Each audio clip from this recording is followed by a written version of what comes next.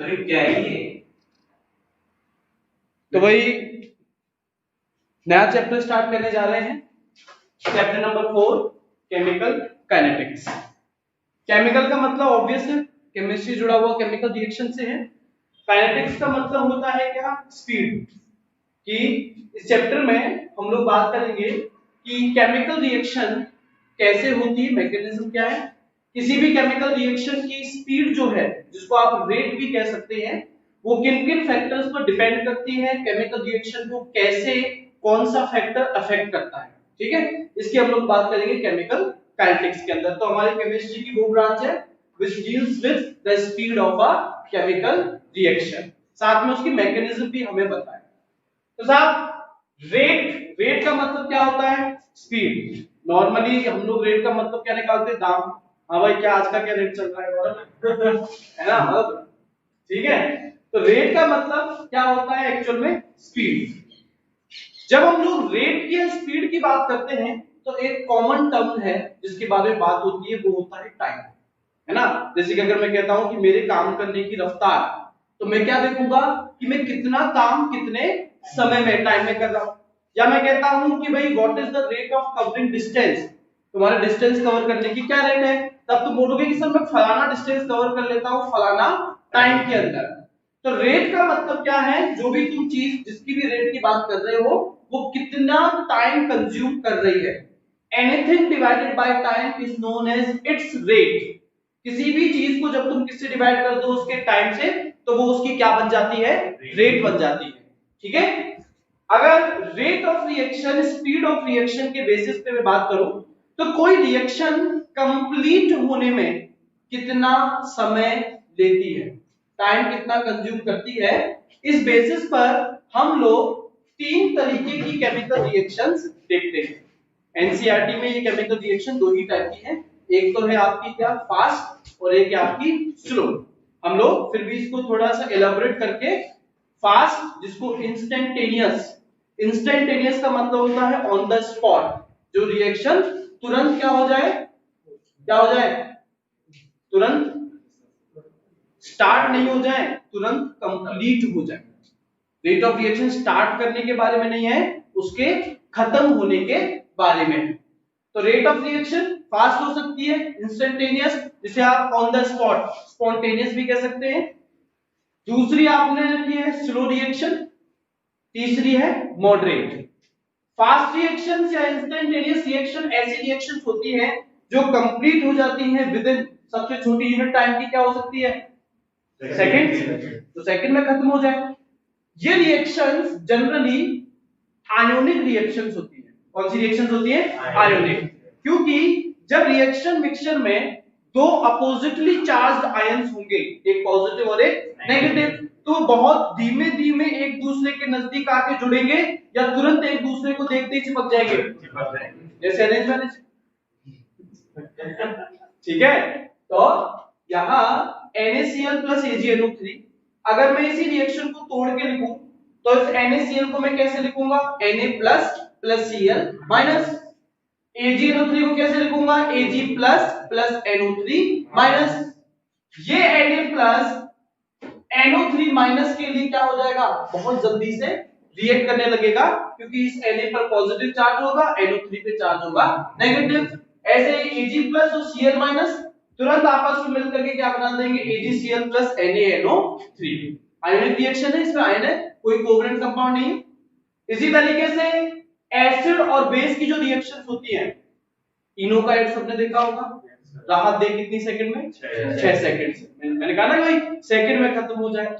तो होता क्या है, हमारे पेट में क्या ज्यादा हो जाता है जब एसिड HCl, वो आपकी बैड फूड हैबिट की वजह से बाहर का बर्गर कुछ भी वगैरह खा लिया, या कहीं तो नाखून भी खाते हैं हाथ के पैर के, ठीक है। तो इस कंडीशन में HCl का अमाउंट ज्यादा हो जाएगा। अब उस HCl को न्यूट्रलाइज करने के लिए आपको क्या लेना पड़ेगा? कोई बेस लेना पड़ेगा। वैसे NaOH लेते नहीं, पर मान लेते हमने NaOH ले लिया, तो ये NaOH HCl एसिड और बेस आपस में रिएक्ट करते हैं। इस रिएक्शन को क्या नाम दिया जाता है? Neutralisation reaction. क्योंकि इसमें एसिड किसके इफेक्ट को खत्म करता है? बेस, और बेस किसके इफेक्ट को खत्म करता है? एसिड। जैसे तुमने फुल एंड फाइनल मूवी देखी हो, तो उसमें परेश रावल जी कहानी सुनाते हैं कि हम देखे हैं नेवले सांप की लड़ाई, नेवला सांप को निकल गया, सांप नेवले को निकल गया और देखते दोनों छूमंतर हो गए। ठीक है, तो ऐसे ही HCl NaOH को निकल जाता है और NaOH किसको, HCl को, दोनों एक दूसरे के इफेक्ट को न्यूट्रलाइज करके बनाते हैं सॉल्ट एंड वाटर। ये रिएक्शन भी सेकंड्स में होती है। ठीक है, मॉडरेट रिएक्शंस ऐसी रिएक्शन जिन्हें कंप्लीट होने में कुछ मिनट, ठीक है, या कुछ घंटे लग जाए, कुछ मिनट या फिर कुछ घंटे आवर्स लग जाए, तो उन्हें हम लोग बोलते हैं मॉडरेट रिएक्शन। जैसे कि ये रिएक्शन हमने कई बार पढ़ी है, इस रिएक्शन को क्या नाम देते हैं, inversion of sugar. Inversion of sugar, जिसमें सुक्रोज C12H22O11 को हाइड्रोलाइज करते हैं, वाटर के साथ ट्रीट करते हैं, क्या देता है ये, ग्लूकोज, ये क्या है, फ्रक्टोज। हम लोग ऐसा नहीं कर सकते कि दोनों को जोड़ के 2C6H12O6, क्योंकि दोनों अलग अलग मॉलिक्यूल्स हैं। इसी तरीके से अगर एस्टर जो है उसका आप हाइड्रोलाइसिस करते हो तो वो आपको कार्बोक्सिलिक एसिड और अल्कोहल देता है, ये भी आपका मॉडरेट रिएक्शन की कैटेगरी में ही आएगा। स्लो रिएक्शंस ऐसी रिएक्शन जिन्हें कंप्लीट होने में दिन या फिर साल या महीने लग जाए। कॉमन एग्जांपल लास्ट क्लास में आप लोग पढ़ के आए, क्या था, रस्टिंग ऑफ आयरन, है ना, जिसमें ऐसा नहीं है कि आपका तुरंत जो है लोहा जंग खा जाता है, उसको जंग लगने में भी बहुत लंबा समय जो लग जाता है। हालांकि ये रेट बढ़ाई जा सकती है, घटाई भी जा सकती है। जंग लगने की रेट कैसे बढ़ाई जा सकती है, लास्ट क्लास में बताया था, एरिया, चलो एक तो एरिया और ये तो तुम प्रोटेक्टिंग मेजर बता रहे हो, मैं तो कह रहा हूँ जंग, मैं चाहता हूँ जंग लग जाए लोहे में और जल्दी से जल्दी लग जाए। जो मॉइस्चर है उसमें इंप्योरिटीज, आयंस प्रेजेंट हो। एग्जांपल दिया था ना, सॉल्टी वाटर में जंग जल्दी लगेगा नॉर्मल या प्योर वाटर के कंपैरिजन में, तो वो करके। ठीक है, तो ये तो आपकी हो गई टाइप्स ऑफ रिएक्शन। फालतू चीजें पूरी पढ़ने वाली इसमें बात है नहीं, ना ही कुछ ऐसा था कि जिसमें समझने में सर में दर्द होने लगे। ठीक है, हाँ जी, types of chemical reactions on the basis of rate. बात करते हैं अब रेट। रेट मतलब स्पीड हो गया। ग्लूकोज और फ्रक्टोज का फॉर्मूला सेम होता है। हाँ, बस रेट ऑफ रिएक्शन। मैंने भाई रेट का मतलब क्या बताया, तुम किसी भी चीज को किससे डिवाइड कर दो, टाइम से। तो जब भी मैं रेट की बात करूंगा तो नीचे तो भी फॉर्मूला में क्या आएगा, टाइम आएगा। एक रिएक्शन है R gives P, R क्या है यहाँ, रिएक्टेंट, P क्या है यहाँ, प्रोडक्ट। एक बात बताओ, जब रिएक्शन शुरू नहीं हुई है तब प्रोडक्ट होगा या नहीं, प्रोडक्ट तो नहीं होगा, जो भी है वो सिर्फ कौन होगा, रिएक्टेंट। चलो मान लेते हैं तुमने जो रिएक्टेंट है उसके 10 मोल्स लिए, कितने मोल्स लिए, 10। 1 लीटर सॉल्यूशन में, कितने लीटर में, 1 लीटर में कंसंट्रेशन क्या हुई रिएक्टेंट की, 10 मोल तुमने डाले हैं रिएक्टेंट के 1 लीटर सॉल्यूशन में, तो कंसंट्रेशन या मोलरिटी कितनी हुई, 10 मोल पर लीटर। भाई कंसंट्रेशन मोलरिटी की डेफिनेशन यही तो है कि सर कितने मोल्स प्रेजेंट है 1 लीटर सॉल्यूशन में। अगर मैं कह देता कि भैया 10 मोल है 5 लीटर में, तब कंसंट्रेशन कितनी होती, 2 हो जाती, 2 मोल पर लीटर। ठीक है, तो यहां पर जो मैंने एग्जांपल लिया वो 10 मोल पर लीटर क्या लिया है, क्या है ये, कंसंट्रेशन। किसकी कंसंट्रेशन है, रिएक्टेंट की कंसंट्रेशन है। जब टाइम कितना है 0 सेकेंड्स, तब ये सिंबल कंसंट्रेशन का ही होता है, पिछले चैप्टर में भी देखा था। तो रिएक्टेंट की कंसंट्रेशन कितनी है, 10 मोल पर लीटर। एट टाइम 0 प्रोडक्ट की कंसंट्रेशन कितनी है, 0 मोल पर लीटर। प्रोडक्ट तो सर बना ही नहीं है। अब समय गुजर चुका है और अब समय जो है कितना सेकंड्स गुजर गया है, t सेकंड्स। कितना सेकंड्स, t सेकंड्स। अब मुझे बताओ रिएक्टेंट की कंसंट्रेशन में चेंज आएगा, चेंज आएगा, बढ़ेगी घटेगी, घटेगी, बढ़ेगी या घटेगी, तो तुमने क्या कहा, घटेगी। तो सर अगर R1 क्या थी, इनिशियल कंसंट्रेशन ऑफ रिएक्टेंट, तो t सेकंड्स पर रिएक्टेंट की कंसंट्रेशन अब क्या मान लेते हैं, R2। R2 बड़ा होगा कि R1 बड़ा होगा? बहुत ऑब्वियसली बात है, R1 जो है वो क्या होगा, बड़ा होगा। जब मैं चेंज निकालूंगा, चेंज का मतलब क्या होता है, इनिशियल माइनस फाइनल या फाइनल माइनस इनिशियल? दोनों में से फाइनल क्या है, R2। तो जो चेंज आएगा रिएक्टेंट की कंसंट्रेशन में वो आएगा R2 माइनस R1, क्योंकि बड़ा कौन है, R1। वैल्यू पॉजिटिव में आएगी नेगेटिव में, नेगेटिव में। तो इस चीज का आप लोग ध्यान रखिएगा कि रिएक्टेंट के टर्म्स में अगर आप रेट ऑफ रिएक्शन को समझाना चाहते हैं तो आपको जब फॉर्मूला लगाना है तो कौन सा साइन लगाना पड़ेगा, माइनस साइन। क्यों? क्योंकि सर जैसे जैसे समय गुजरेगा रिएक्टेंट की कंसंट्रेशन क्या होती जाएगी, कम होती जाएगी। ठीक है, अगर मैं इसी को प्रोडक्ट के टर्म्स में समझाऊं कि सर तुमने P1 तो बताया, क्या इनिशियल कंसंट्रेशन ऑफ प्रोडक्ट कितनी है, तो 0 है। अगर हमें नहीं दिए तो हम 0 ले लिया हमने। अब टाइम निकल चुका है t सेकंड्स और अब प्रोडक्ट जो है उसकी कंसंट्रेशन क्या हो गई है, P2। बड़ी होगी या घटी होगी, बड़ी होगी। बड़ा कौन है, P1 या P2? P2। तो यहां पर P2 इज ग्रेटर देन है P1 और अगर मैं change in concentration of product निकालूंगा तो वो क्या आएगा, P2 माइनस P1 और ये वैल्यू पॉजिटिव में आएगी या नेगेटिव में, ये वैल्यू हमेशा पॉजिटिव में ही आएगी।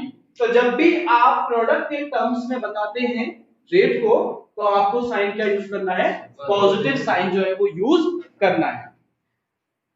एक बात बताओ, रिएक्टेंट जो है तुम्हारा उसके 10 मोल जो है आपके इनिशियली आपने लिए।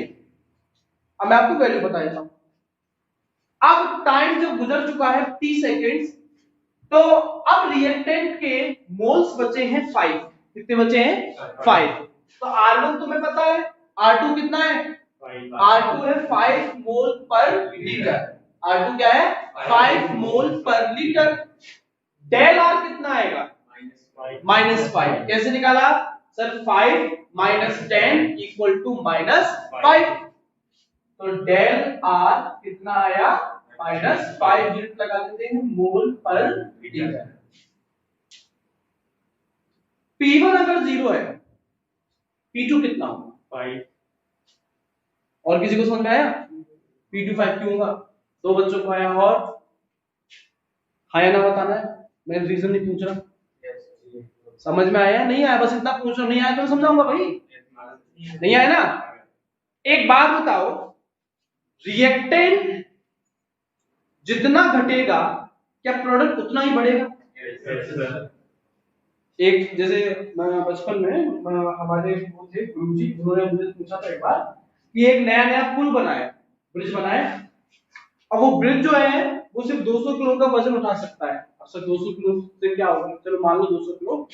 अब उसके ऊपर आकर के गाय आ जाती है, गाय का वजन है 200 किलो।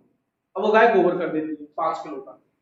फिर बोलते पता क्या होगा, हम एक्साइट होंगे तो सर टूट जाएगा।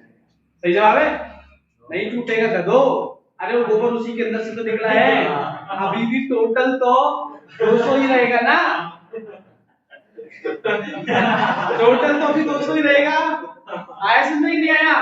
तो यही कंडीशन यहाँ पे है कि सर रिएक्टेंट भाई प्रोडक्ट बनेगा तभी तो जब रिएक्टेंट घटेगा।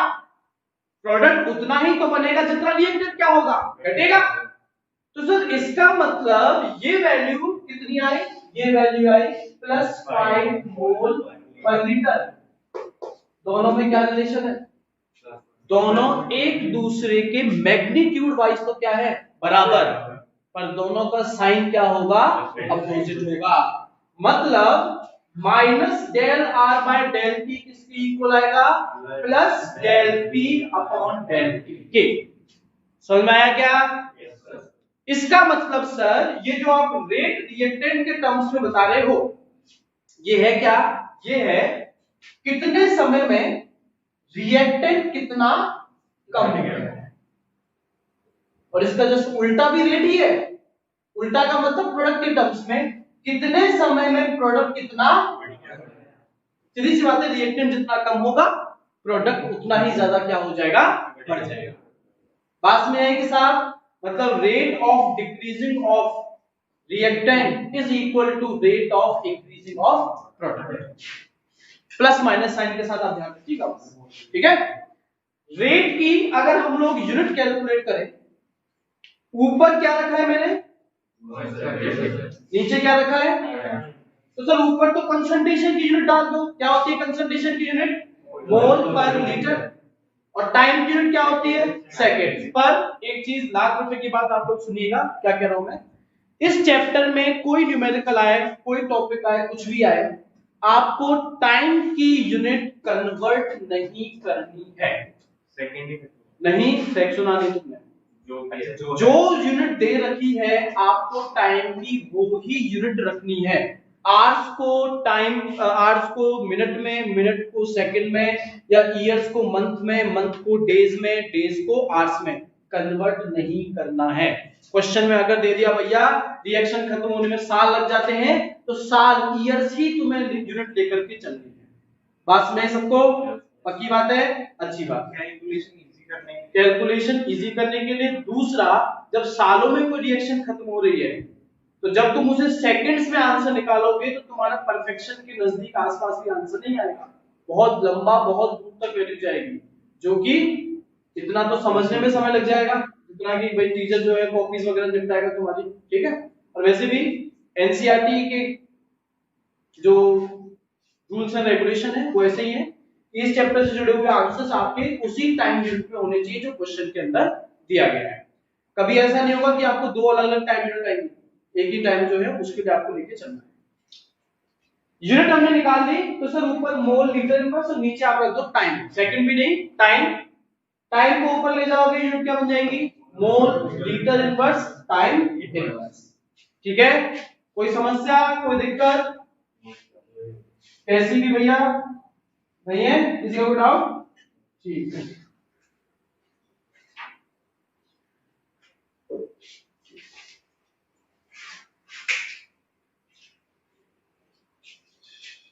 आज 12वां पाठ है, लगता है बच्चे बना रहे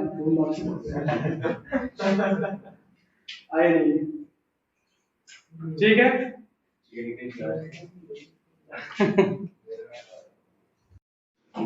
तो ये जो रेट ऑफ रिएक्शन है, ये हम लोग दो टाइप की पढ़ेंगे, एक होगी आपकी एवरेज रेट ऑफ रिएक्शन और एक होगी आपकी इंस्टेंटेनियस रेट ऑफ रिएक्शन।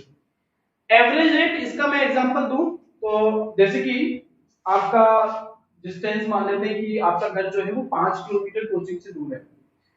अब आप अपने घर से निकले, ठीक है, मान लो 3 बजे, और कोचिंग जो है वो आप 10 मिनट के अंदर पहुंच जाते हैं, तो आपको टोटल टाइम कितना लगा, 10 मिनट लग गए, और टोटल डिस्टेंस कितना आपका 5 किलोमीटर।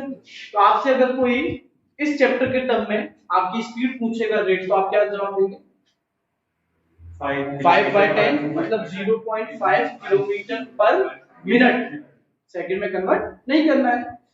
पर एक बात बताओ, क्या तुम पूरे रास्ते के दौरान इसी स्पीड से चल रहे होंगे, नहीं ना, हो सकता है कभी तुम्हारी बढ़ी भी होगी, कभी ब्रेक लगाने की वजह से स्पीड घटी भी होगी। तो जो तुमने मुझे बताया, ये जो वैल्यू बताई, ये तुम्हारी एक्चुअल स्पीड या एक पर्टिकुलर पॉइंट पर कि भैया जब तुम अक्षरधाम मंदिर के सामने थे उस समय तुम्हारी स्पीड क्या थी, तुमसे एक पर्टिकुलर इंस्टेंट पॉइंट पर नहीं पूछा, तुमसे तो पूरा ओवरऑल प्रोसेस के दौरान पूछा गया है।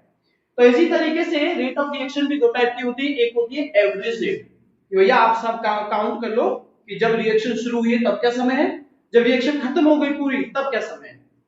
तो ऊपर हम लोग रखते हैं टोटल चेंज इन कंसंट्रेशन, भले वो कभी कम रहा हो कभी ज्यादा रहा हो, कोई मतलब नहीं है, हमें तो टोटल चेंज से है। मतलब इनिशियल अगर R1 थी किसकी कंसंट्रेशन, रिएक्टेंट की, फाइनल R2, अब इन दोनों के बीच में क्या हुआ हमें कोई मतलब नहीं है, तो टोटल चेंज कितना आएगा, R2 minus R1 divided by total time जो लगा। इनिशियल टाइम क्या था आपका T1, हो सकता है वो 0 भी हो, और फाइनल टाइम क्या था आपका T2, तो T2 माइनस T1।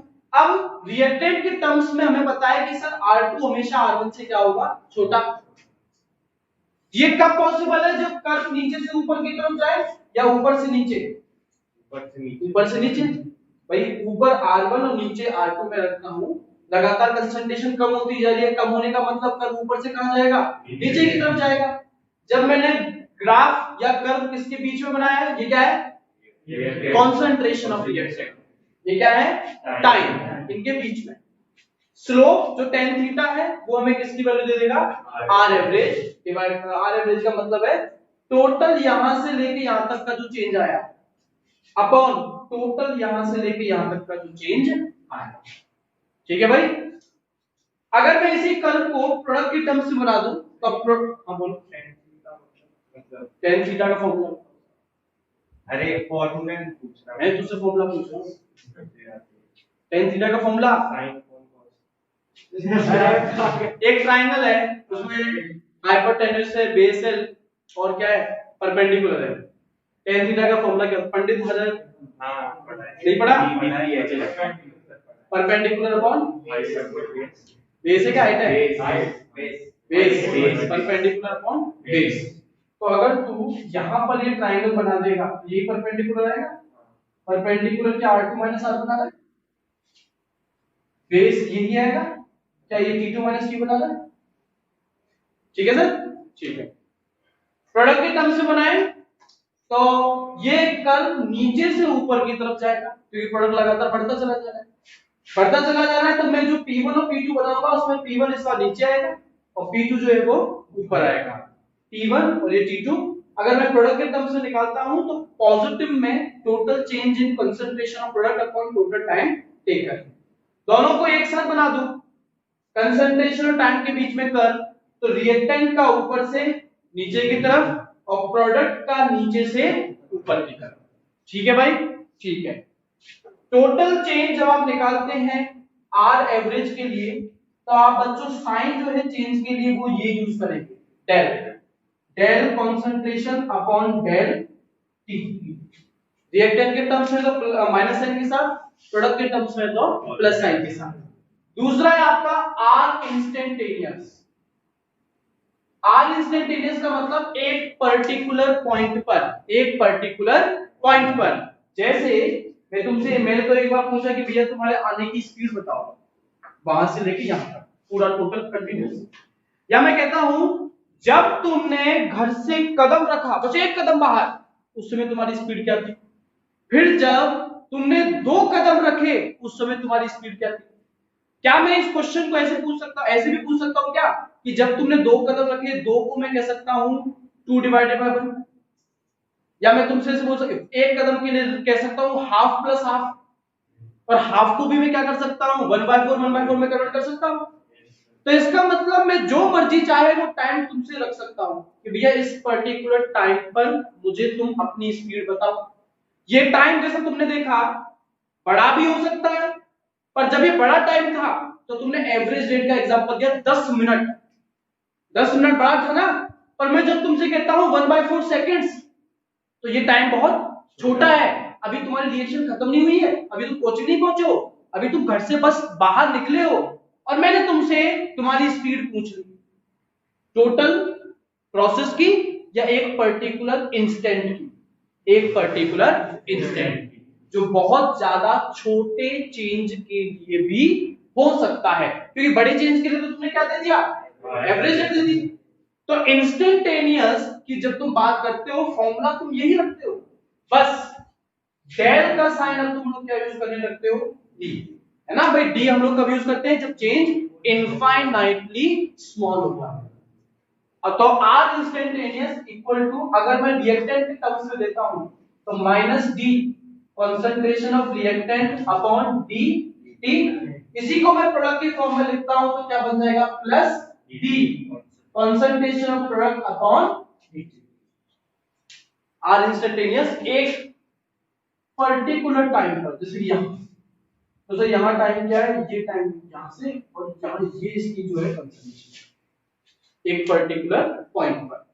किसी पर्टिकुलर पॉइंट पर स्लोप निकालना मुश्किल है, किसी पर्टिकुलर पॉइंट पर स्लोप निकालना मुश्किल है, तो हम लोग क्या करते हैं? स्लोप निकालने के लिए वहां क्या बना देते हैं? टेंजेंट। वहां क्या बना देते हैं, टेंजेंट बना दो और फिर अब आप अपना tan थीटा वाला जो फॉर्मूला है उसको लगा करके आंसर निकाल सकते हैं। ठीक है भाई, ठीक है। आर इंस्टेंटेनियस कब, जब क्या हो, एक पर्टिकुलर टाइम पर और इनफाइनाइटली स्मॉल वैल्यू तुम्हें कैलकुलेट करनी हो। और आर एवरेज कब, जब आपको एक बड़े टाइम के लिए टोटल प्रोसेस की क्या बतानी हो, रेट बतानी हो, तब हम लोग एवरेज रेट जो है उसका जिक्र करते हैं। ठीक है भाई, अभी चैप्टर में सिर्फ इंट्रोडक्शन ही चल रहा है, कोई खास चीज हुई नहीं है।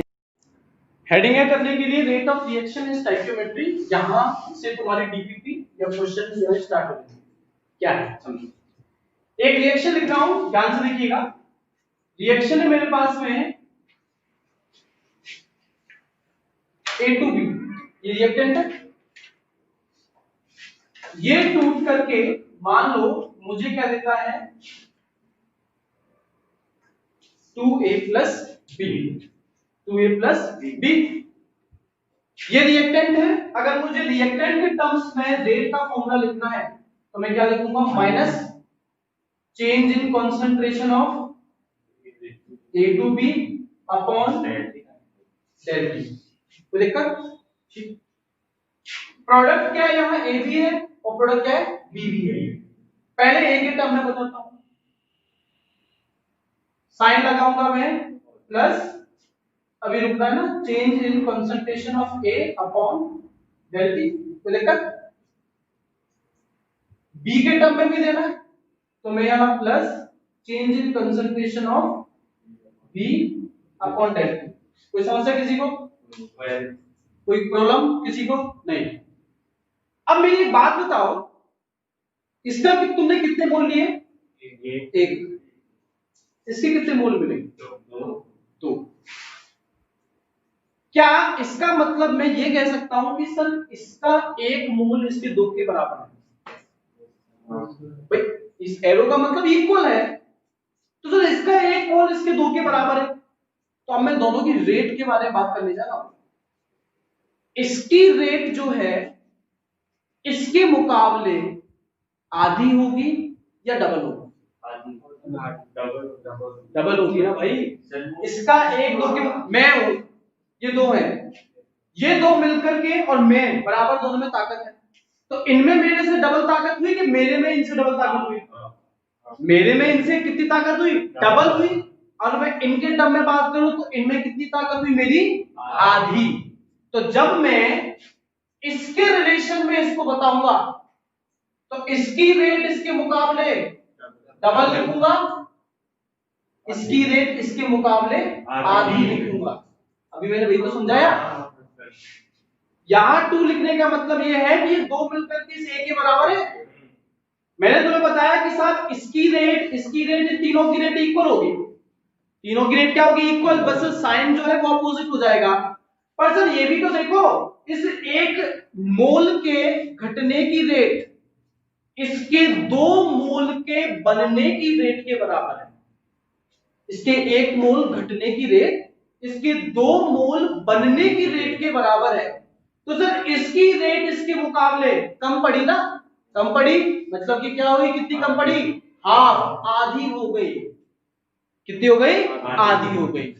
और इसके बारे में अगर इसके रिलेशन में बात करते हो तो तुम इसके लिए क्या लिख सकते हो, तुम इसके लिख सकते हो कि भैया इसकी रेट इसके मुकाबले डबल है।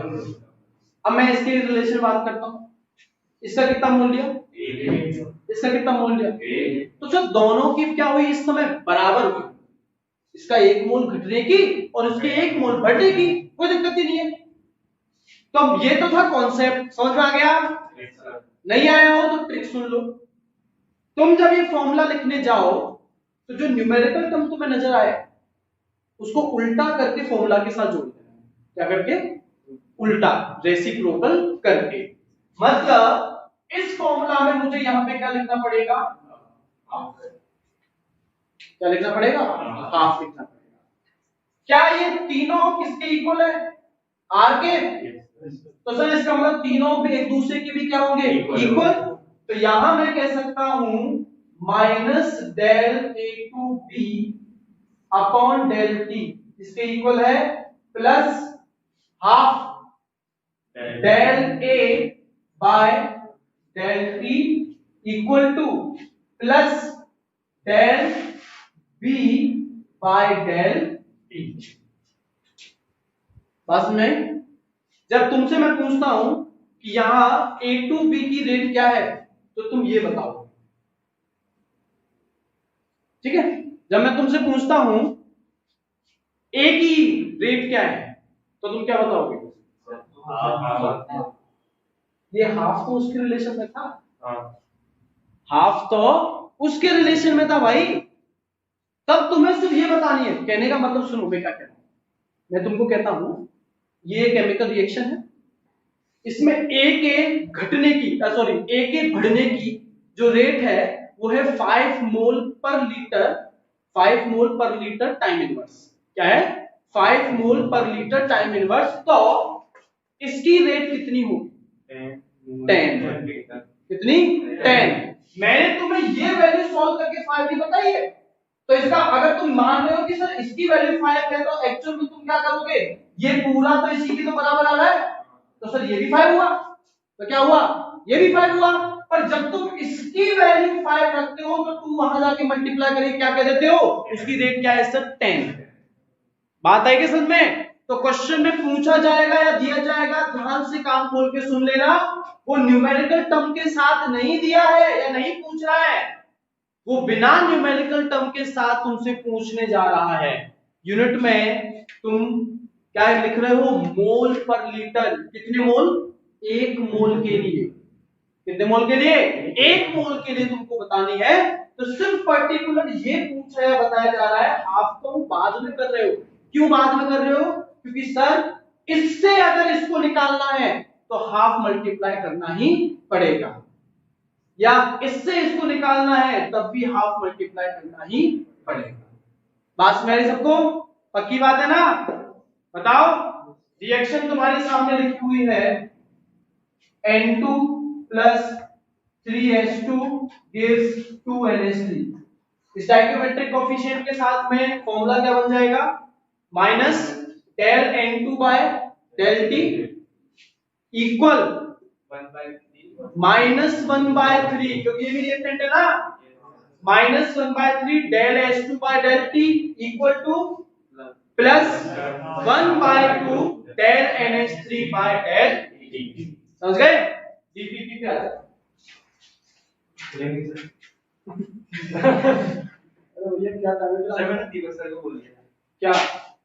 थोड़ा लेट आ। चल लेट आने की सजा तुमको मिलेगी।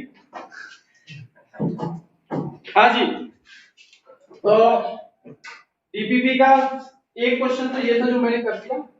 डीपीपी का एक क्वेश्चन है 1/3 N2 plus H2 gives 2/3 NH3। इसके लिए आपको रेट ऑफ रिएक्शन के फॉर्मूला लिखना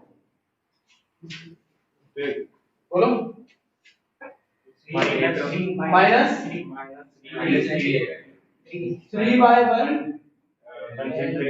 del N2 by equal to minus 1/1 del H2 by del T equal to plus 3/2 del NH3 by del T। ठीक है? डीपीपी का सेकंड क्वेश्चन है, आपको निकालना क्या, ध्यान से सुन लो या कॉपी में लिख लो कि क्या निकालना है। Rate of disappearance. डिसअपीयरेंस का मतलब गायब होना के फिर होना? गायब होना। गायब होना मतलब घटना या बढ़ना? तो तुम्हें रेट ऑफ डिसअपीयरेंस निकालनी है। किसकी रेट ऑफ डिसअपीयरेंस निकालनी है? Y2 की। इसकी Y2 की। अगर rate of appearance, rate of appearance of x/3 है 2 × 10⁻³ मोल litre inverse second inverse. Reaction क्या है वो मैं लिख दे रहा हूं, x2 plus 3y2 gives 2xy2। आपने तो रेट ऑफ डिसअपीयरेंस y2 की निकाल लो। ये तो गायब ही होगा ना रिएक्टेंट। तुम्हें दे किसकी रखी है, x y करो। अरे rate of disappearance of wife निकालनी है। अरे भूतनी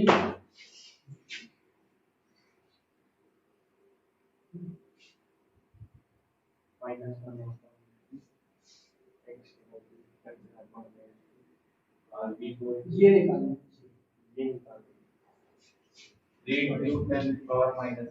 आंसर आ गया। और पर लेटर टाइम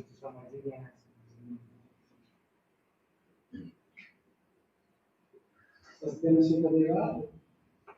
कोई नहीं सेल करता। ये एक क्वेश्चन आ रही है भाई, इनमें से तुम्हें कौन सी चीज देती है, ये ये दे दी। तो ये किसके बराबर आएगा, -1/3। जो रेट तुमसे पूछ रहा है वो ये है, इक्वल टू 1/2 मल्टीप्लाई बाय कितनी वैल्यू दी इसकी, 2 into 10 की पावर -3। 2 से कट गया तुम्हारा 2, 3 जाके मल्टीप्लाई हो जाएगा -3 into 10 raised to the power -3 mole metre inverse second.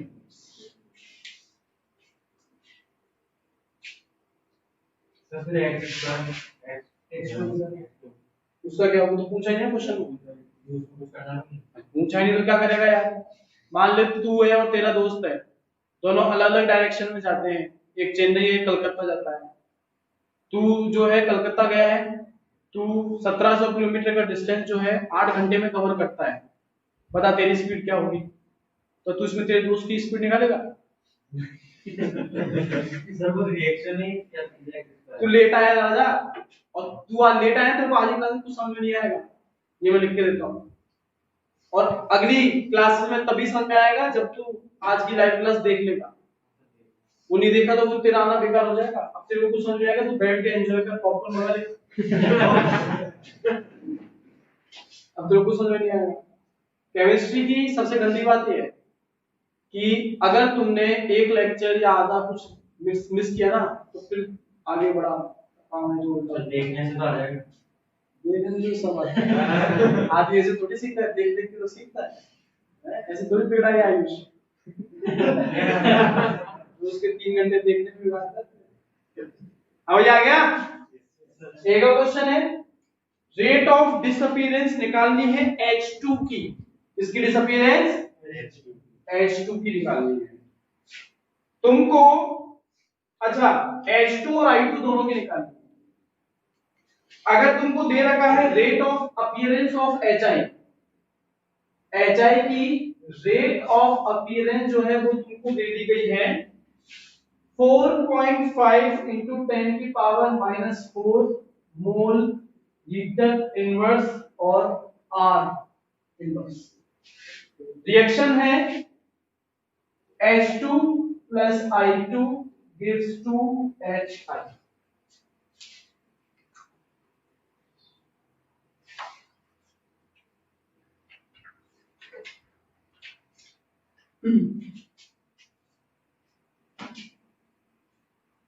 H2 और I2 दोनों की रेट ऑफ डिसअपीयरेंस निकालनी है। अगर HI की रेट ऑफ अपीयरेंस दे रखी है 4.5 into 10 की पावर -4 मोल लीटर इनवर्स R इनवर्स, और रिएक्शन है H2 plus I2 gives 2HI। आ गई -2.75 into 10 75 के 2.25 2.25 into 10 क्या -4 मोल लीटर इनवर्स R इनवर्स। चुटकियों से पहले क्वेश्चन होगा ये, दोनों की सेम ही है क्योंकि दोनों का न्यूमेरिकल टर्म 1 और 1 है। आगे ना पर ये तो चलो मुंह जवानी हमने कर दिया। बोर्ड में कैसे करना है, पहले फॉर्मूला बनाना है। फॉर्मूला बनाने का मतलब R के 3 फॉर्मूला लिखने हैं। पहला formula minus del H2 upon del T, दूसरा R का formula minus del I2 by del T, तीसरा formula R equal to plus 1/2 del HI upon del T। ठीक है, अब उसके बाद में तुमको करना क्या है, गिवन में क्या है del HI del T equal to 4.5 into 10 की पावर -4 यूनिट लगा देंगे। रेट का फिर तुम फॉर्मूला लगा दोगे तो minus del H2 by del T equal to minus del I2 by del T equal to half multiply by value put कर रहा हूं 4.5 इंटू 10 की पावर -4। अब भैया ये इसके बराबर है और ये इसको हाफ से मल्टीप्लाई कर दो उसके बराबर है, इसका हाफ कर दो 2.2 माइनस 2 पॉइंट क्योंकि माइनस से करो माइनस 2.25 इंटू 10 की पावर -4। ठीक है भाई।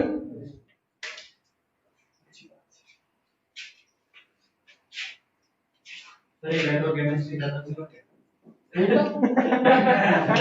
तो भाई बड़ा चेक कर रहे हो सर। और कितने और किसने क्या क्लासेस? इलेक्ट्रो की तो मान ले 3 3.5 लाख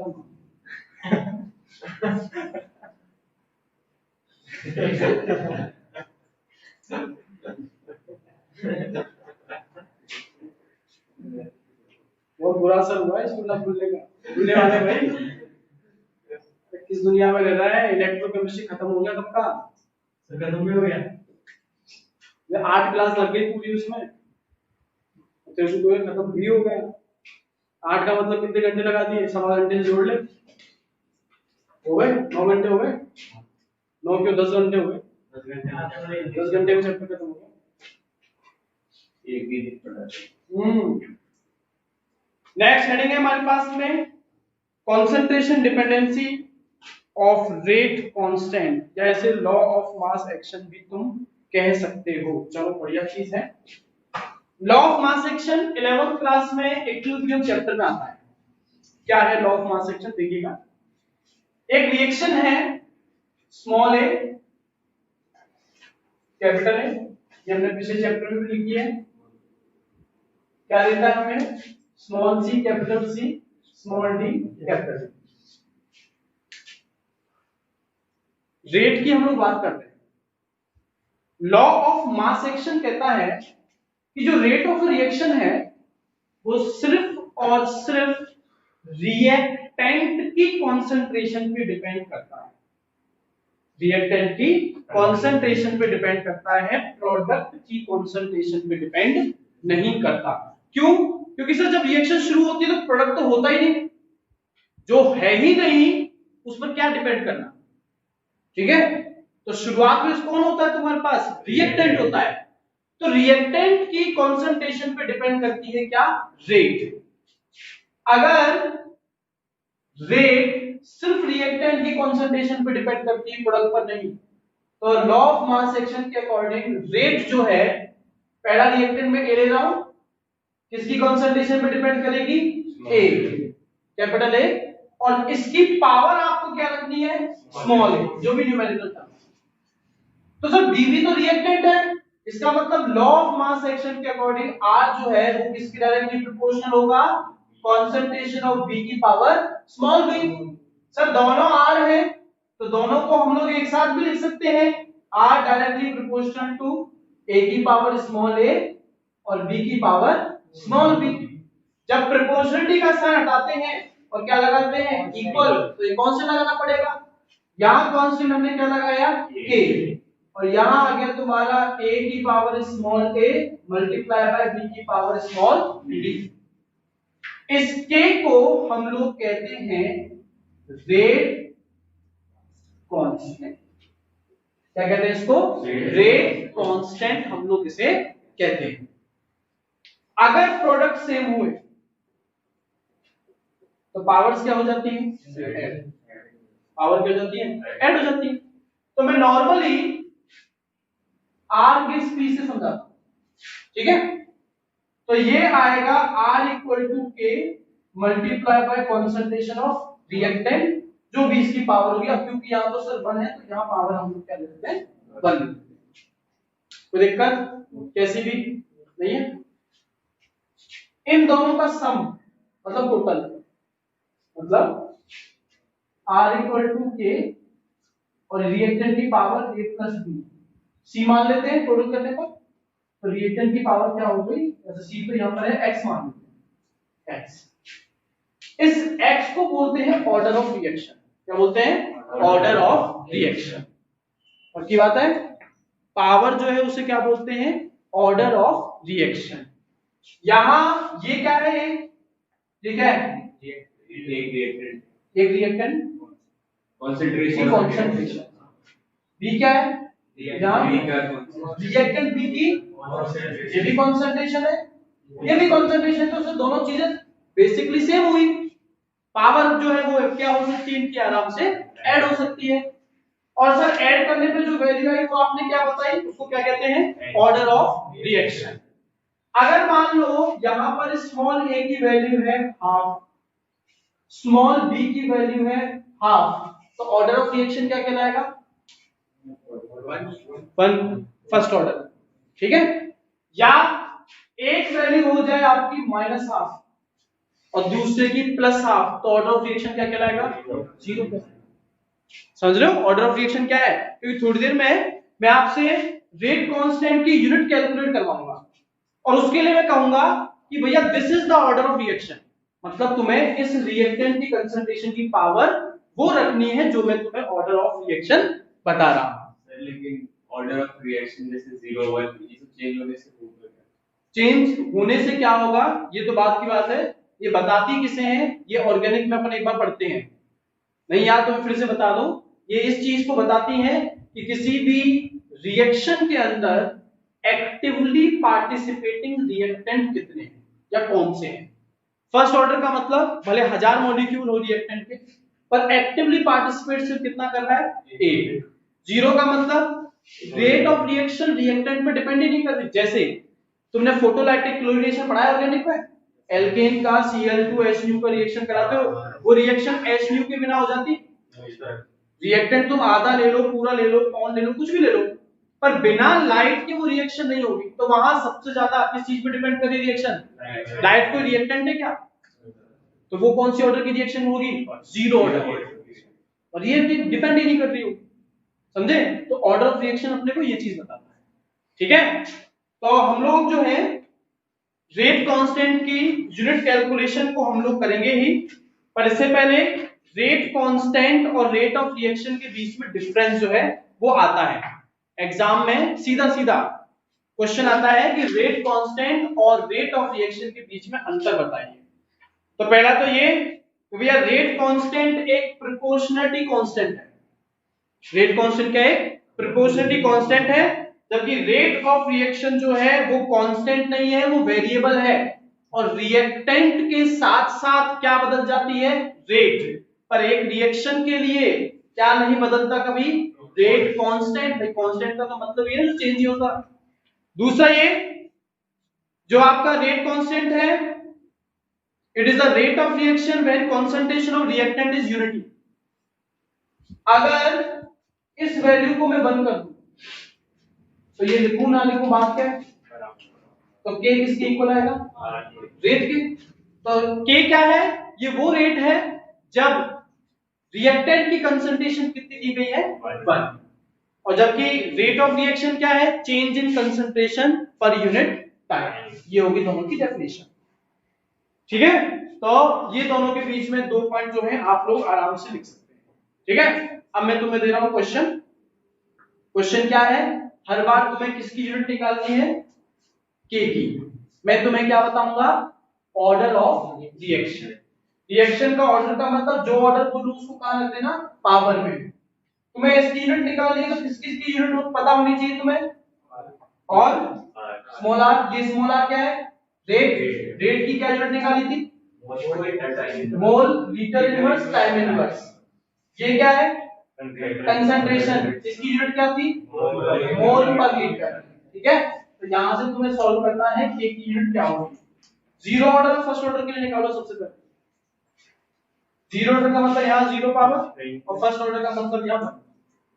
तो जीरो के लिए तो ये ना मोल पर लीटर टाइम इसका आएगा मोल पर लीटर टाइम। तो करने वालों ने कर दी, नहीं करने वालों के सर के ऊपर से भी। अगर जीरो ऑर्डर है तो यहाँ पावर जीरो, जिसकी पावर जीरो हो वो क्या बन जाता है? 1। तो ये तो है ही नहीं। तो k इसके इक्वल आया r। तो जो R की यूनिट है वही किसकी यूनिट है, मोल litre inverse time inverse. First order की निकालो सर, टाइम इनवर्स। तो फर्स्ट ऑर्डर की भी निकालने वाले निकाल दी, कितनी आई टाइम इनवर्स। ठीक है, बड़े उछल रहे हो।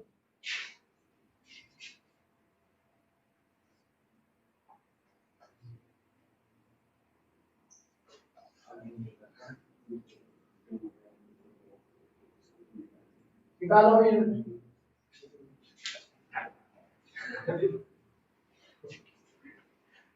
निकाली, अच्छे दिन आ गए।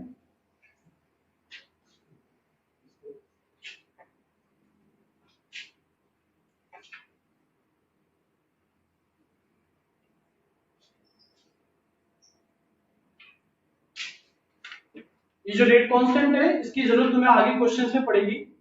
कभी कभी ट्रिकी क्वेश्चन आता है जिसमें सब कुछ देने का होता है, बस ये नहीं देते कि वो किस ऑर्डर की रिएक्शन है, तुम डिसाइड नहीं कर पाते फॉर्मूला क्या लगाना है। तो उस केस में तुम रेट कांस्टेंट की यूनिट से अंदाजा लगाओगे कि किस ऑर्डर की रिएक्शन है। अगर रेट कांस्टेंट की unit mole litre inverse time inverse है तो कौन से ऑर्डर की हो गई, जीरो। और अगर रेट कांस्टेंट की यूनिट सिर्फ टाइम इनवर्स हुई तो किसकी हो गई, ये दो ही अपने सिलेबस में आएंगे आगे। तो जीरो और फर्स्ट ऑर्डर दोनों के लिए के की यूनिट याद रखो। करो अभी इसको करो भाई, बहुत जल्दी आंसर आ गए तुम्हारे सर। के की वैल्यू निकालिए। अरे के की यूनिट निकालनी है, आर की यूनिट पता है, अब ये सब काम नहीं करूं तेरे नहीं यार, मैं वही तो पूछ रहा था कि निकालना क्या है। सर मैं कर लूंगा। साथी की प्रशंसा हो गई।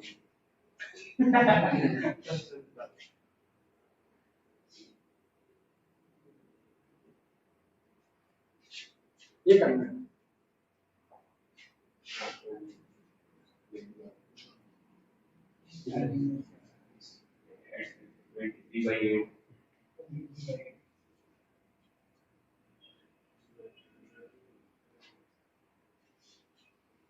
और कौन से नोट्स वाले भाई, पहले के भी और अभी जो पहले थी वो इलेक्ट्रोकेमिस्ट्री उसके लिए नहीं तूने देखो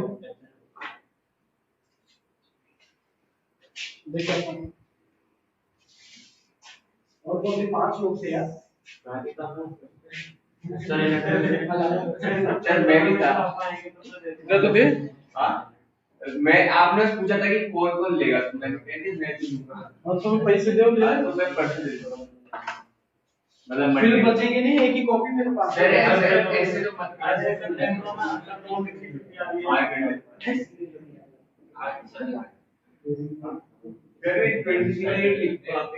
पावर में तो पावर में तो लिख दिया।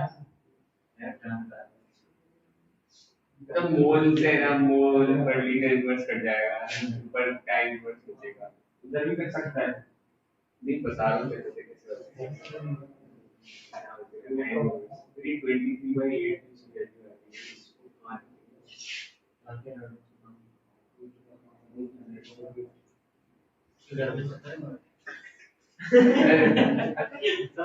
मेरे को समझ नहीं आया, मैं लिखूंगा क्या ये जो इसको जो ऐड करके तो यहाँ पर तो बस टाइम इनवर्स बचेगा। नहीं तो सर ये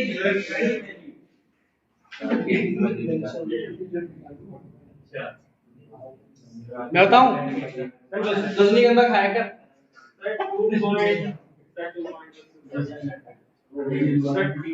डिवाइड करने पे आंसर निकल जाएगा 23/8 मतलब ये बन गया मोल 23/8 लीटर माइनस 23/8। इधर क्या है, मोल की पावर 1 लीटर माइनस 1 जोड़ हो गई, तो के क्या आएगा, scam of mole litre inverse time inverse upon mole 22/8 litre minus 22/8। और ये तो पूरी बेसिस दे देते, ये ऊपर जाएगा तो प्लस से बन जाएगा माइनस, तो ये क्या आएगा मोल। रुझा अभी मैं तेरी और बेइज्जती करूंगा। सर कट कर दे रहे मोल की वैल्यू -22/8 प्लस 22/8 बेस से में पावर क्या हो जाएगी ऐड मोल 1 -22/8 और जब और बिजली खत्म होता है ठीक है लीटर -1/1 प्लस 22/8 23 आएगा हाँ 23/8 सर बस सर बेस की सर बहुत बहुत खतरनाक हो रही है सर अब क्या हो गरम अब क्या रहने दो अब तो हो जाएगा कर तो सर अपन ने माइनस कॉमन भी लिया खा लिया खा लिया माइनस को सर 1 माइनस सर मोल 1/1 -23/8 हाँ इसमें प्रॉब्लम है फिर इसको अपन ने अच्छा लीटर ही अलग है ना सर हाँ? मोल -15/8 और litre 15/8 time inverse is equals to आगे वो यूनिट मोल -15/8 लीटर प्लस 15/8 और टाइम इनवर्स टाइम -1 देख मैथ से होता है जिसने निकाल ली हाफ ऑर्डर की निकाले चल भाई हाफ ऑर्डर की निकाल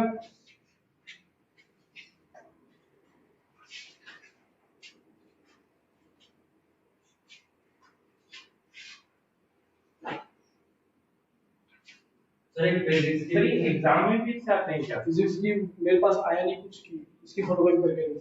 सर आपने तो बताया ये देखे था ना चुरा के उसके बाद आई नहीं मेरे पास चूरा के दिन में सर बताओ क्या एग्जाम में भी इससे मतलब हाँ? निकालने के लिए क्वेश्चन आता है क्यों नहीं आता जब एनसीईआरटी दे रखा था क्यों नहीं पूछ सकती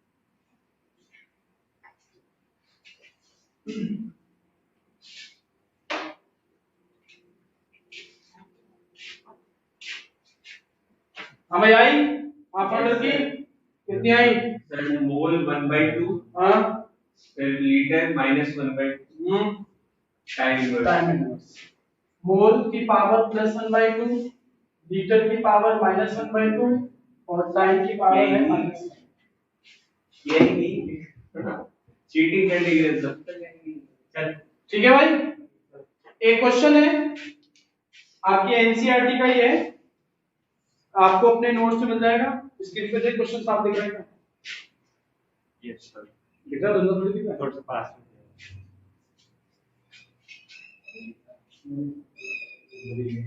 धुंधला यार गौरव मजे ले रहा सर उसका कोई बात नहीं बहुत लंबा चौड़ा क्वेश्चन है क्वेश्चन मैं आपके लिए बोल देता हूं the decomposition of dimethyl ether लिखा नहीं है सुन लो the decomposition of dimethyl ether leads to the formation of methane hydrogen and carbon monoxide the rate of reaction is given by the expression R equal to K CH3O CH3 the power 3 by 2 if the rate is expressed in terms of partial pressure of dimethyl ether then the rate expression is R equal to K pressure of CH3O CH3 की power 3 by 2 and the pressure is in bar pressure किसमें है बार में तो आपको unit calculate करनी है rate constant की reaction हो रही है कंसंट्रेशन की टर्म में ये आपके सामने क्या लिखा गया है एक्सप्रेशन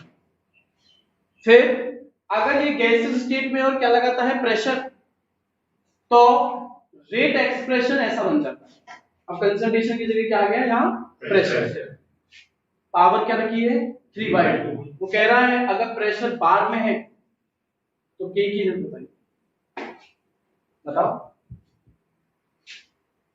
आगे खोल के कबूतरों की तरह बैठ जाते हैं mole litre inverse time inverse equal to के बार की पावर 3/2 बस क्या के की यूनिट थोड़ी आई है ये के की यूनिट निकालनी है हाँ ये, हाँ तो यही करना है भाई, ये जो तू कर रहा है ये कर अभी बैठा गधे के लिए, कर उसको कर बे। सर ऑनलाइन वाले फिर आएंगे नहीं, कि पूछेंगे सब आएंगे ऑनलाइन वाले, ऑनलाइन वालों के तो दोस्त भी आएंगे, आइए रे। ये बस ऐसे ये कर देंगे वो कर देंगे हो जाएगा, ऐसे करने से हो जाएगा क्या हवा में बातें? सर सोनी में सर्च कर दो। सोनी पे सर्च कर दीजिए, स्क्रीन तो ठीक है सोनी की, हां तो ठीक है सर्च कर सर, पिछले बार वो बिक गया वो भाई, लापता की लिस्ट में हमने डाल दिया और हमने ग्रुप में डाल दिया था कि भैया से लापता लापता चीज मिली है, जिसका हो वो 1000 रुपए देके ले जाए। पीछे पीछे इतना हो गया, तो 1000 रुपए देके ले गए कोई, तभी तो बेचारे के फोटो कॉपी के पैसे नहीं बचे। 1000 रुपए लीटर इनवर्स टाइम इनवर्स बार माइनस, यही तो करना था, तो मैं भी वही बोल वो लीटर इनवर्स टाइम इनवर्स बार की पावर -3/2 हो गया खत्म। कैलकुलेशन करने बैठे। अगला क्वेश्चन है जिसमें एक टेबल बनाई जा रही है, टेबल को ध्यान से देखिएगा और जो क्वेश्चन पूछा जाता है वो आपको बताना है। लॉग टेबल उनके पास है, ठीक मैं बताऊंगा कभी कभी लॉग टेबल कैसे काम में ली जाती है क्वेश्चन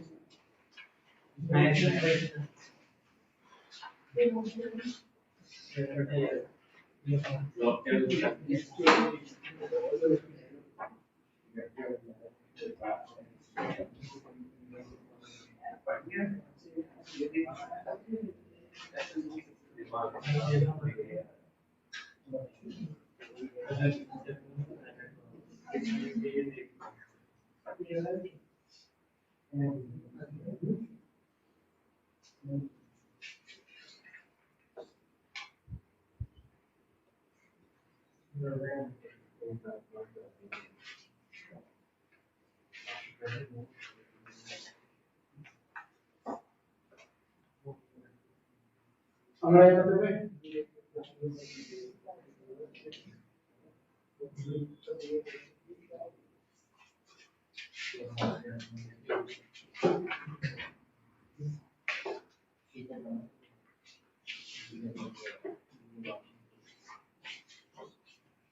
सर की जीरो ऑर्डर की तो पढ़ी है एनसीआर का तो लग रहा है बहुत अच्छा है ये। तो साहब आप लोगों को ये टेबल दे रखी है क्वेश्चन में, एमए क्या है मोलरिटी या concentration of reactant A, MB क्या है मोलरिटी ऑफ या कंसंट्रेशन रिएक्टेंट बी, आर क्या है आपकी रेट। ये मोलरिटी है मतलब यूनिट आपकी क्या लगी मोल पर लीटर, रेट की यूनिट दे दी है मोल लीटर इनवर्स टाइम इनवर्स। आपको ये दे दिया है एक्सप्रेशन रिएक्शन का R इक्वल टू के A की power x multiply bye B की पावर y। आपको x और y दोनों की वैल्यू जो है वो कैलकुलेट करनी है। सबसे पहले हम लोग देखेंगे कि जो भी 4 केस आपको दिए हैं क्या उनमें से दो दो का पेयर बन सकता है, क्या उनमें से दो दो का पेयर बन सकता है। दो दो का पेयर मतलब है कोई दो ऐसा एक्सपेरिमेंट या ऑब्जर्वेशन लो जिनमें कोई एक कॉमन चीज आ रही है, फर्स्ट और सेकंड में कोई कॉमन है, कुछ सेकंड थर्ड में कोई कॉमन है, तो इसका मतलब फर्स्ट और फोर्थ में कॉमन होगा। समझ रहे हो, मतलब ज्यादातर क्वेश्चन ऐसा होता है कि आप पेयर बना सके, आराम से पेयरिंग कर सके। तो मैं पेयरिंग किस किस की करूंगा, और फर्स्ट और फोर्थ की, ठीक है। तो अगर मैं फर्स्ट और फोर्थ की पेयरिंग करूं तो फर्स्ट केस के लिए यहां मैं वैल्यूज रखता हूं। आर का फॉर्मूला क्या आएगा, आर यहां फर्स्ट लिख देता हूं, आर फर्स्ट इक्वल टू के, ए की वैल्यू क्या दे रखी है फर्स्ट केस में 0.1 power x multiply by B की वैल्यू क्या है 0.1 पावर y। आर फर्स्ट की वैल्यू हमें पता है, पुट कर दूं कितनी आ रही है 6 into 10 की पावर -3। और किसकी पेयरिंग कर रहे हो तुम, फोर्थ वाले की। तो फोर्थ के लिए r की वैल्यू कितनी है 2.4 into 10 की power -1 equal to k, a की वैल्यू 0.4 पावर x और b की वैल्यू 0.1 की पावर y। कोई दिक्कत, मैं फर्स्ट और फोर्थ को डिवाइड करता हूं, फर्स्ट और फोर्थ को मैं डिवाइड कर रहा हूं। डिवाइड करने का मतलब कैसे ये कट गया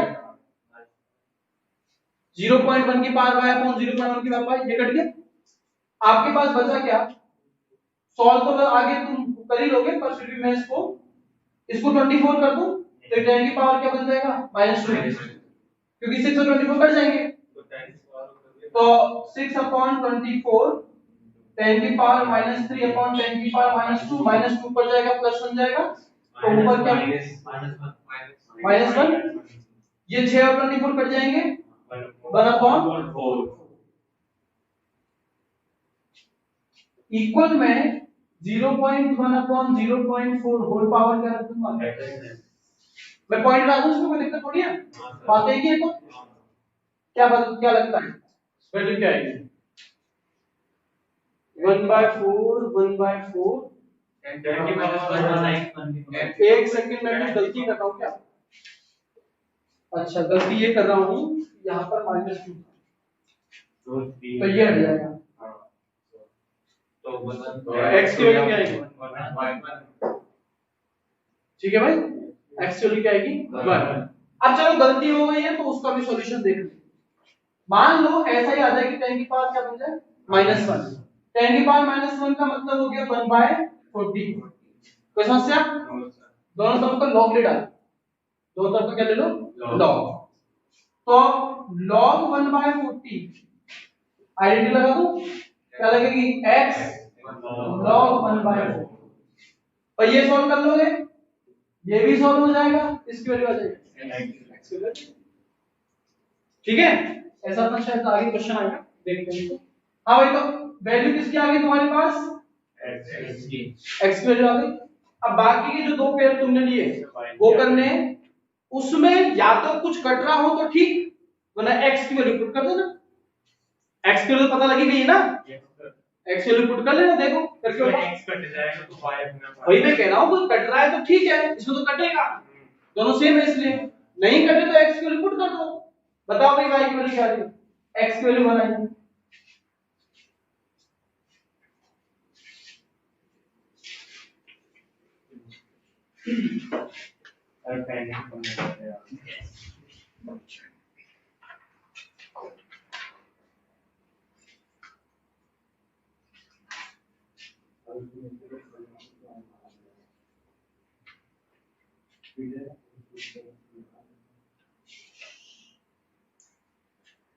सब सेकंड और थर्ड, हाँ अपने पास इसमें ऑप्शन है ना आराम से,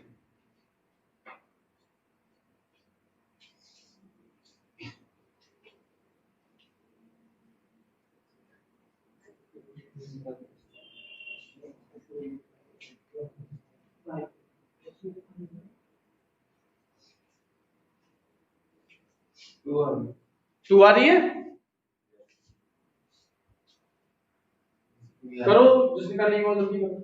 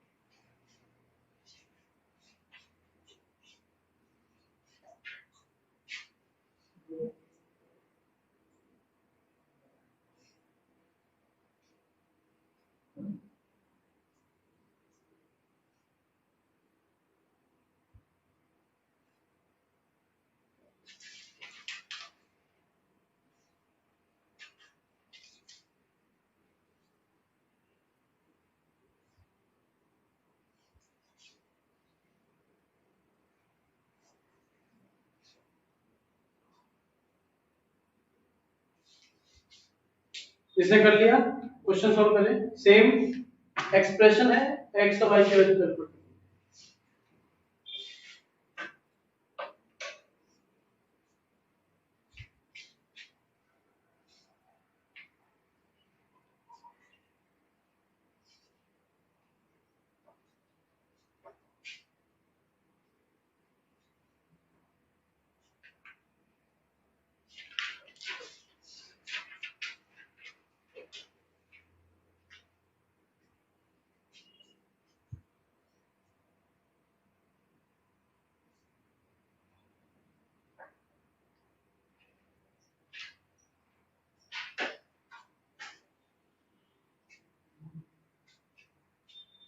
ये बनेगा पेयर, पहले पेयर से एक की वैल्यू हो जाएगी, बी का मतलब आई की वैल्यू हो जाएगी। क्या y की वैल्यू पिछले क्वेश्चन में क्यों आ रही है?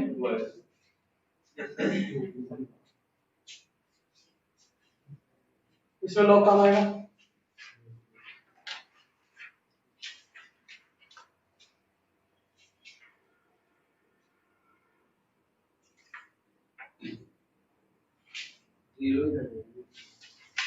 x की y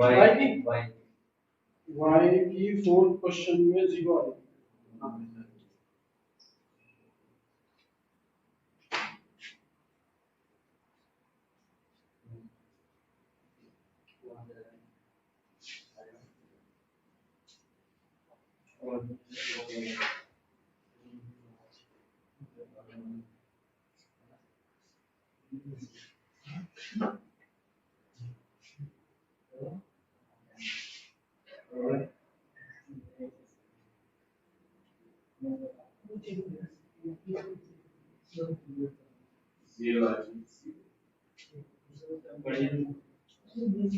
अब दूसरा पेयर है ना, कोई सा भी ले लो, फर्स्ट और थर्ड ले लो या सेकंड और थर्ड लेना चाहिए, अभी निकलेगा आंसर। मतलब तीनों सबके निकाली तूने y की?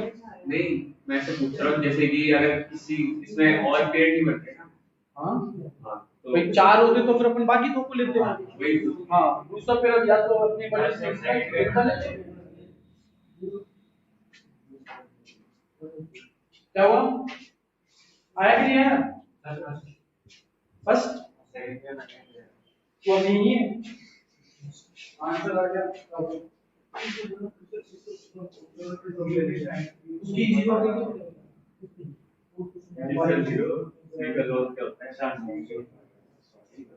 डायरेक्ट से होता है, दो क्वेश्चन दिए हुए हैं इसके लिए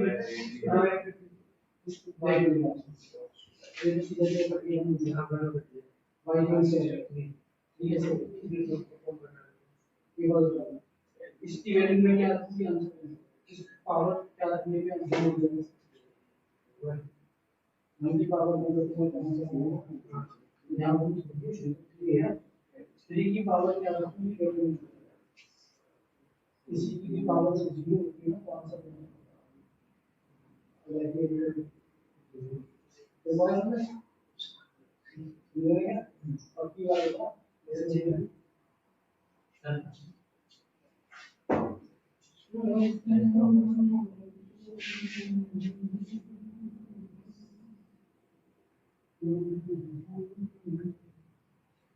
ये 0.1 कैसे आया? 0.3 को जब 0.1 से डिवाइड करेंगे तो 0 आएगा। अब बताओ भाई की क्या रखनी है कि 1 से आंसर तो भाई की 0 y की जो 0 डालेंगे तो 1 बन जाएगा। हाँ अब जो पेयरिंग कर रहा है ना उसमें जो y की वैल्यू वो तो अड़ जाएगा, फिर एक चीज बच जाएगी उसमें, उसका जरूर सॉल्व करना। तो भाई y की वैल्यू तुमने निकाल दी क्या? 0। कौन सी दो इक्वेशन ले लो फिर? फर्स्ट और थर्ड।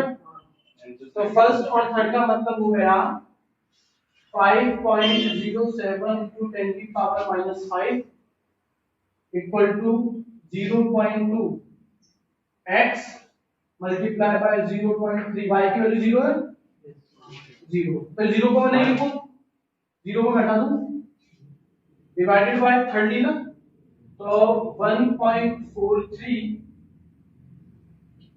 मल्टीप्लाई बाय 10 की पावर -4 इक्वल टू 0.4 की पावर x, है ना? तो यहां से मैं 10 की पावर को अगर सॉल्व कर दूं तो ये 5.07 अपॉन 1.43 into 10 -1, ठीक है, और इक्वल में आ जाएगा 2/4 होल x। दोनों तरफ लॉग लो, आंसर निकालो। सर हाँ ये सर लॉग लेना पड़ेगा सर। हाँ बोलो। हाँ सर इसमें तो ये 2 की पावर आ गई वाली y की वैल्यू 0 डालना है, अरे y की वैल्यू तो 0 निकाल दी। हाँ। इसको क्यों लिख रहा है? तो 1/2 और क्या मैंने भी तो मैंने इक्वेशन ऑलरेडी तुम्हारा नहीं किया क्वेश्चन तुम्हारा इक्वेशन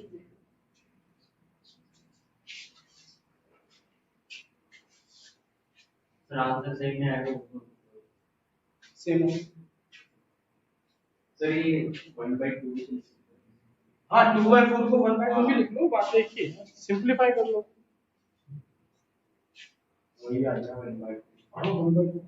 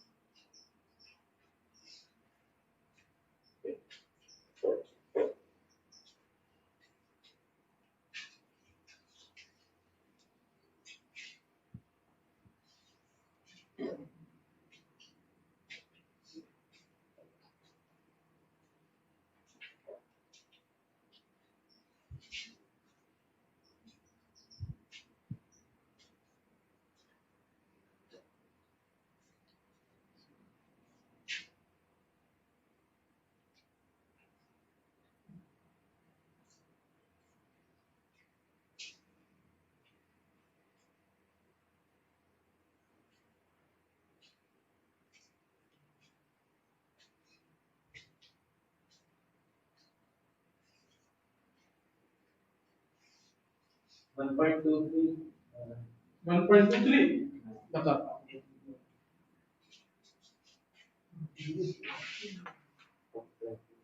1.49 आता है।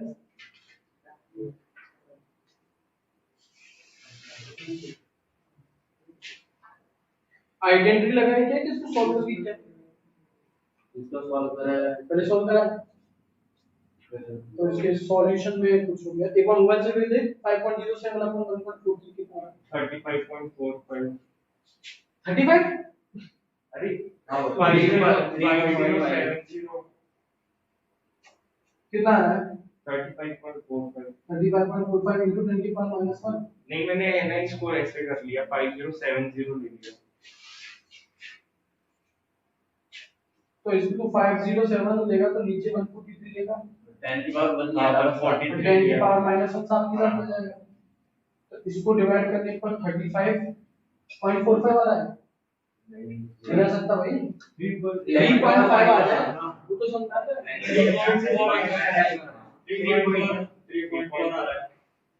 पर तेरे को डिजिट के बाद डेसिमल के 3 डिजिट चाहिए लॉग निकालने के लिए डेसिमल का 3 डिजिट होनी जरूरी है। मेरा भी तो ये है ना 3.545 into 10 की पावर -1। अब यहाँ आइडेंटिटी लगा दो तो ये तो -1 बन जाएगा और अब निकाल दे इसका log 3.545 35 का 4 में कितना आ रहा है 0.5490 पॉइंट अभी का लग जाएगा 5490 और फिर उसका 5 में कितना है 5 में 6 है तो ये तेरा आ जाएगा 0.5496 -1। अब इसको माइनस करेगा तो माइनस में आंसर आएगा। सर भाई जल्दी लॉग लगेगा तो दोनों तरफ लगेगा ना एक तरफ भी तो लॉग अभी सॉल्व होगा ये तो एक तरफ का लॉग सॉल्व हुआ है सर हां हाँ वो सेंटर 0.450 0.45 तो ये तो एक तरफ की वैल्यू आई है 0.4504 इक्वल टू ये बन जाएगा x log 1/2। अब log 1 माइनस log 2 लिख सकते हो।